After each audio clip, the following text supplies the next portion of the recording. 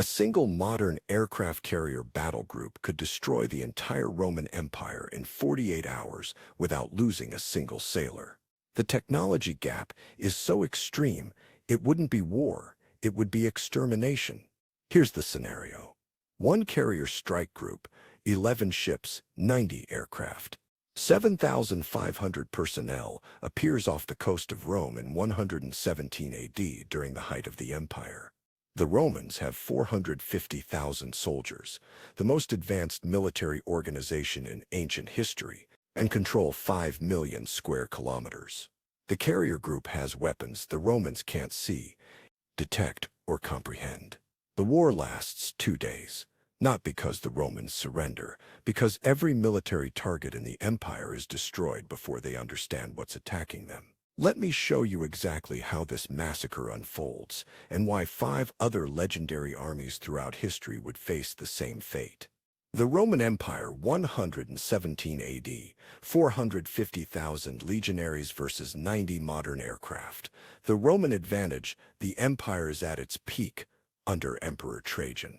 Roman legions are the most disciplined military force in ancient history.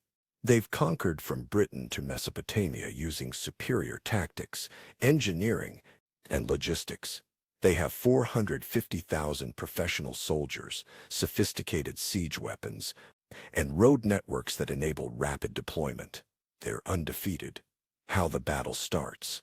The carrier group appears 100 miles off the Italian coast. The Romans don't know it exists. They have no radar, no satellite surveillance, no way to detect ships beyond visual range. Flying at 40,000 feet, they're invisible to Roman eyes and completely silent from the ground. Night 1, Hour 1, Tomahawk cruise missiles launched from destroyers strike every Roman military garrison within 500 miles of Rome. The missiles fly 550 miles per hour at 100 feet altitude, navigating terrain using GPS the Romans can't conceive of. Each missile carries a 1,000-pound warhead and hits with precision measured in feet. Roman camps explode in massive fireballs. Survivors have no idea what's attacking them. Light Hour 3. F-35 SETI begins systematic destruction of Roman infrastructure. Aqueducts supplying Rome's water. Bridges across the Tiber. Roads leading to the city. Granaries storing food. By dawn, Rome is isolated, without water, and surrounded by burning military camps. Day 2. The Romans attempt a response. Trajan orders legions to converge on Rome. 50,000 soldiers marching in columns on Roman roads. They're perfect targets. A single B-1B bomber, flying from a base in Sicily, appears at 30,000 feet. The Romans can't see it, can't hear it. The bomber releases 84 Mark 82 bombs, each 500 pounds across a mile-long section of Roman column. The entire formation is obliterated in 30 seconds. 50,000 men dead before they knew they were under attack. But here's what makes this truly one-sided. The Romans have no weapons that can reach modern aircraft. Their most advanced siege weapon, the ballista, has a maximum range of 500 yards.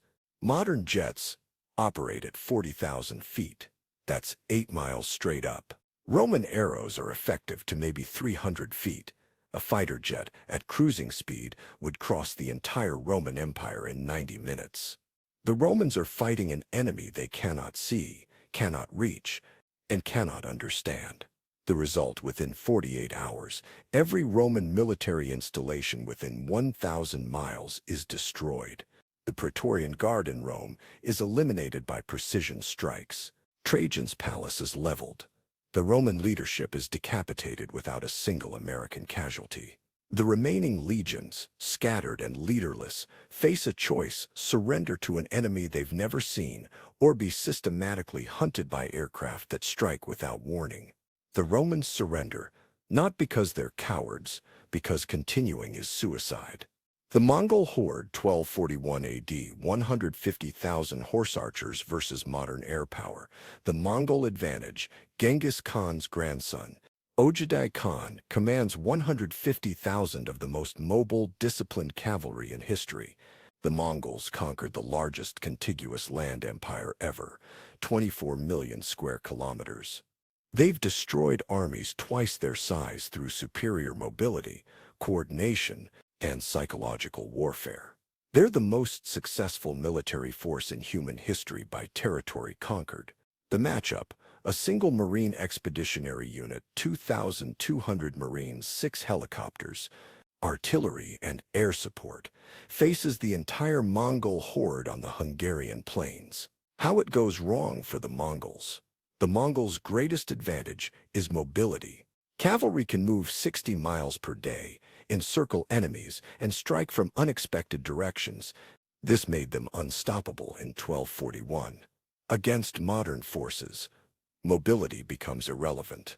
The battle: Marine reconnaissance drones, flying at 20,000 feet, spot the Mongol army 50 miles away. The Mongols see nothing. They're riding across open plains, perfect targets for modern weapons. The helicopters hover 3 miles away, beyond bow range. They fire missiles that track moving targets automatically using thermal imaging. In 8 minutes, 32 Hellfire missiles destroy the Mongol command structure.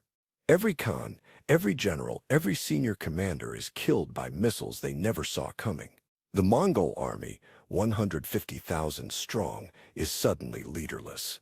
The Mongols attempt to charge. 10,000 cavalry thunder toward the Marine position. They're 2 miles away. Marine artillery, MEM 777 howitzers with GPS-guided Excalibur rounds, fires from 15 miles away. Each round lands within 10 feet of its target. 50 rounds impact the charging cavalry in 90 seconds. 10,000 horses and riders are shredded by explosions that create kill zones 50 meters wide. But here's what breaks the Mongol formation. They're used to fighting armies that stand and fight. Marines don't stand. They maneuver in vehicles moving 60 miles per hour. They don't fight in formations. They spread across miles using radio communication. They don't charge. They call airstrikes on targets they can see through thermal optics from 4 kilometers away. The result: the Mongols lose 40,000 soldiers in 6 hours without inflicting a single Marine casualty. Not because the Mongols are incompetent, because horses can't outrun helicopters, bows can't reach artillery 15 miles away, and swords are useless against enemies you can't get close to. The Mongols retreat. The Marines pursue using drones that track them continuously. There's nowhere to hide from thermal imaging. Napoleon's Grande Armée, 1805 AD, 200,000 versus modern combined arms. Napoleon's advantage: the French army at Austerlitz was the most sophisticated military force in 1805. Napoleon commanded 200,000 soldiers using innovative tactics, superior artillery, and brilliant strategy. He defeated Austria and Russia simultaneously, destroying 85,000 enemies while losing only 9,000. Military historians call it the perfect battle. The scenario: Napoleon's entire Grande Armée faces a single modern U.S. armored brigade, 4,500 soldiers, 90 med, 1 Abrams tanks, 140 Bradley fighting vehicles, and air support. The technology gap that dooms Napoleon.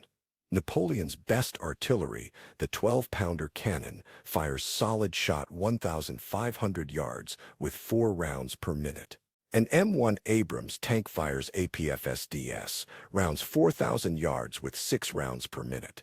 Each Abrams round travels at 1,700 meters per second, 5 times the speed of sound, and can penetrate 30 inches of steel. Napoleon's soldiers wear cloth uniforms. The battle: Napoleon positions his army on high ground. Classic tactics. His artillery has clear fields of fire. His cavalry is ready to exploit breakthroughs. His infantry forms lines. It's a perfect 1805 defensive position. It's completely useless in 2025. U.S. forces detect the French army from 20 miles away using aerial reconnaissance. Apache helicopters appear at 3 miles range, too far for French artillery to reach. Each Apache carries 16 Hellfire missiles. They systematically destroy Napoleon's artillery batteries from range. 48 French cannons are eliminated in 6 minutes. Napoleon's army watches their artillery explode, but can't see what's attacking them. Napoleon orders a cavalry charge, 12,000 horses attacking the American position. It's the same tactic that broke Austrian lines at Austerlitz. Against M1 Abrams tanks, it's suicide. The tank's thermal sights spot the cavalry at 4 kilometers in daylight or darkness. The Abrams open fire at 3 kilometers using high-explosive rounds. Each tank fires 6 rounds per minute. 90 tanks fire 540 rounds per minute into massed cavalry. The cavalry charge is annihilated before getting within musket range. But here's what truly breaks the French army. Napoleon's soldiers must see their enemy to fight. U.S. forces fight from 4 kilometers using thermal optics. French muskets are accurate to maybe 100 yards. By the time French soldiers can see American vehicles, they're already being engaged by weapons that kill from distances they can't conceive. The result, Napoleon loses 80,000 soldiers in 4 hours. The Americans lose none. Napoleon is captured by special forces using night vision and helicopters. The greatest military mind of the 19th century, defeated by technology that makes tactics irrelevant. The Wehrmacht, 1944 300,000,000. The German advantage, the Wehrmacht in 1944, was the most technologically advanced military of WWW. Panzer tanks, MG-42 machine guns, firing 1,200 rounds per minute, 88 anti-aircraft guns used as tank killers, and tactical radios enabling coordinated operations. They'd conquered most of Europe and were still fighting 4 years into the war despite facing enemies with superior numbers. The scenario: an entire German army group, 300,000 soldiers, 1,500 tanks, 2,000 artillery pieces, faces a modern U.S. division of 15,000 soldiers. How modern warfare ends this quickly. The Germans have radar, radio, and combined arms tactics. They're not medieval soldiers. They understand modern war. But the technology gap between 1944 and 2025 is wider than the gap between Rome and 1944. The crucial difference: WWEI tanks fought at ranges under 1,000 meters and required visual targeting. Modern tanks kill at 4,000 plus meters using thermal imaging and laser rangefinders. German tanks must see American tanks to fight them. American tanks can see German tanks through smoke, darkness, and fog using thermal optics. The engagement: German panzer divisions advance. U.S. forces detect them using satellite reconnaissance 100 miles away. F-35 fighters destroy German air support, Berthe 109 fighters flying at 20,000 feet. The F-35 SIV operate at 40,000 feet, fire AM-120 missiles from 100 miles away, and destroy the Luftwaffe without the German pilots ever detecting the F-35 SAR on radar. Then the ground war: German tanks advance. M1 Abrams tanks engage from 3,500 meters using APFSDS rounds that penetrate any WS armor. German 88 guns can't penetrate Abrams frontal armor even at point-blank range. German tank crews die without ever getting a shot on target. 1,500 German tanks destroyed in 6 hours by 200 American tanks firing from beyond visual range. But here's what makes German tactics useless. The Wehrmacht's doctrine depended on breakthrough, encirclement, and maneuver warfare. U.S. forces track every German unit in real time using satellites and drones. German commanders communicate by radio, which U.S. forces intercept and decrypt in real time.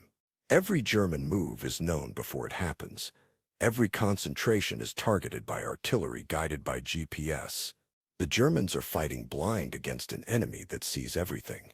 The result: 300,000 German soldiers defeated by 15,000 Americans in 48 hours. Not because the Germans are poorly trained, they're among history's most effective soldiers, but because thermal optics, precision munitions, satellite reconnaissance, and beyond visual range weapons make WWE tactics obsolete. Why the technology gap is insurmountable. Every historical army on this list represents the peak of military power for their era. Romans conquered the Mediterranean. Mongols conquered Asia. Napoleon conquered Europe. The Wehrmacht nearly conquered the Soviet Union. These weren't weak armies. They were the most effective fighting forces of their time. But here's the brutal mathematics of modern warfare. Range, precision, and information dominance create gaps that numbers can't overcome. Range. Modern weapons engage from distances historical armies can't comprehend. A Tomahawk missile launched from a destroyer 1,000 miles away hits within 10 feet of its target. No historical army can strike enemies they can't see. No historical army can defend against weapons that arrive without warning. Precision. Modern munitions hit what they aim at. A GPS-guided JDAM bomb dropped from 40,000 feet lands within 5 meters of its target. Historical artillery was effective at hitting formations, areas measured in hundreds of yards. Modern weapons hit specific windows of specific buildings. This precision eliminates the need for overwhelming force. Information. Modern forces see the entire battlefield in real time using satellites, drones, and sensors. They intercept enemy communications. They track troop movements. They know what the enemy is doing before the enemy's commanders know. Historical armies fought with limited intelligence, often unaware of enemy positions until visual contact. The information advantage alone is decisive. The Gulf War saw 147 U.S. combat deaths versus 50,000 Iraqi deaths. The Iraqi military had modern Soviet equipment, 272 tanks, SA-6 missiles, artillery. The technology gap between the U.S. and Iraq in 1991 was smaller than the gap between any modern military and any historical army. Yet the casualty ratio was 136-1 in favor of the U.S. Against the Romans, Mongols, Napoleon, or even the Wehrmacht, the ratio would be 1,000 to 1 or higher. Not because historical soldiers lacked courage, because courage doesn't defeat missiles fired from 100 miles away by aircraft you can't see. The three weapons that end the debate. If you're still skeptical that modern forces would dominate this thoroughly, consider three specific weapons that historical armies have no counter for. The B-2 Spirit stealth bomber carries 40,000 pounds of precision-guided munitions, flies at 50,000 feet, invisible to radar. A single B-2 could destroy 80 separate targets in one sortie. The entire command structure of any historical army eliminated in one flight. The Romans, Mongols, Napoleon, everyone, they can't see it, can't shoot it down, can't defend against it. One aircraft ends the war. The AH-64 Apache helicopter hovers 4 miles away, tracks 256 targets simultaneously using radar, fires Hellfire missiles that never miss moving targets. Historical cavalry charges, massacred. Infantry formations, destroyed. Artillery positions, eliminated. One helicopter kills more enemy soldiers per hour than an entire Roman legion. Satellite reconnaissance. Modern forces see everything in real time, from space. Historical armies fought with limited intelligence, sending scouts to gather information. Modern commanders watch live video feeds of enemy positions, updated every few seconds. This single advantage, perfect information versus blind guessing, is decisive even without weapon superiority. The one historical army that might last 72 hours. If any historical force could survive more than 48 hours against modern military power, it would be the Wehrmacht in 1944. Not because they could win. They couldn't.